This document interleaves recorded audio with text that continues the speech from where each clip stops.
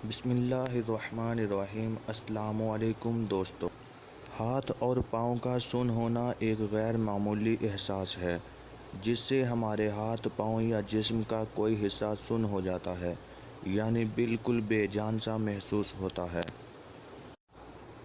اس میں زیادہ تر ہاتھ، پاؤں، ٹانگیں یا بازو شامل ہوتے ہیں، اور جب ہم حرکت دینا چاہیں تو ایسے محسوس ہوتا ہے جیسے چیونٹیاں کاٹ رہی ہوں۔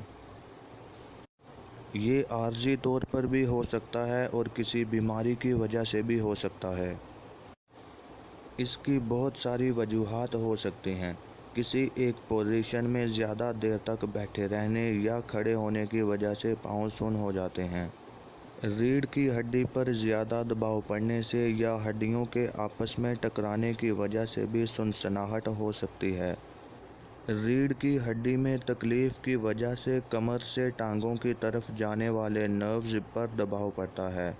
اسی طرح گردن میں رکے نروز بھی ہاتھوں تک نہیں جا پاتے تو ہاتھ اور انگلیوں کے سن ہونے کی وجہ بنتے ہیں۔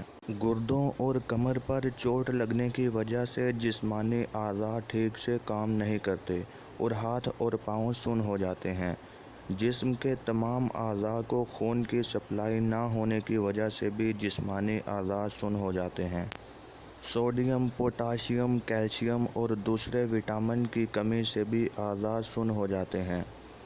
زیادہ دیر تک اپنا ہاتھ سر کے نیچے رکھنے کی وجہ سے بھی ہاتھ سن ہو جاتے ہیں۔ اس کی وجہ یہ ہے کہ جب ہم اپنا ہاتھ سر کے نیچے رکھتے ہیں تو ہاتھوں میں موجود خون کی نالیوں پر وزن پڑتا ہے، جس کی وجہ سے وہ دب جاتی ہیں اور خون کی سپلائی آگے نہیں ہوتی اور ہمارا ہاتھ سن ہو جاتا ہے۔ زیادہ ادویات کا استعمال کرنے سے بھی یہ مسئلہ پیدا ہوتا ہے۔ اس کے علاوہ منشیات اور تمباکو کے استعمال سے بھی ہمارا نروس سسٹم خراب ہو جاتا ہے اور جسمانی اعضاء سن ہو جاتے ہیں۔ جسمانی کمزوری یا جسم میں خون کی کمی کی وجہ سے جسمانی اعضاء میں سنسناہٹ پیدا ہو جاتی ہے۔ آئیے دوستو، اب ہم اس مرض کے علاج کی طرف بڑھتے ہیں۔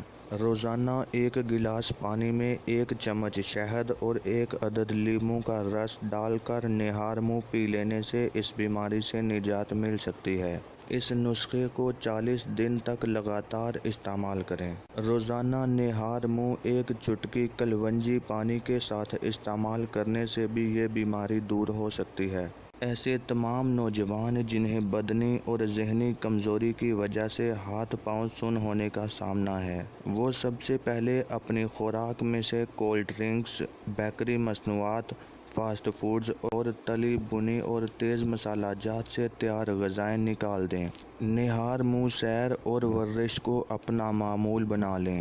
کیلے اور کھجور کا ملک شیک، گھر کے بنے آلو چپس، ابلے ہوئے چاول، موسمی پھل، پھلوں کے رس اور ہر قسم کی سبزیاں بکثرت استعمال کریں۔ ذہنی تھکاوٹ اور بدنی اکساہٹ سے بچنے کے لیے شربت فولاد کے 2 چمچ دن میں 2 بار کھانے کے بعد پینا شروع کریں۔ دوستو، اگر آپ کو ہماری یہ ویڈیو پسند آئی تو ویڈیو کو زیادہ سے زیادہ شیئر کریں اور ہمارے چینل کو سبسکرائب کریں تاکہ آپ کو ہماری ہر نئی آنے والی ویڈیو سب سے پہلے مل سکے، اور ویڈیو کو لائک اور کمنٹ کرنا مت بھولیں تاکہ ہماری حوصلہ افزائی ہو سکے۔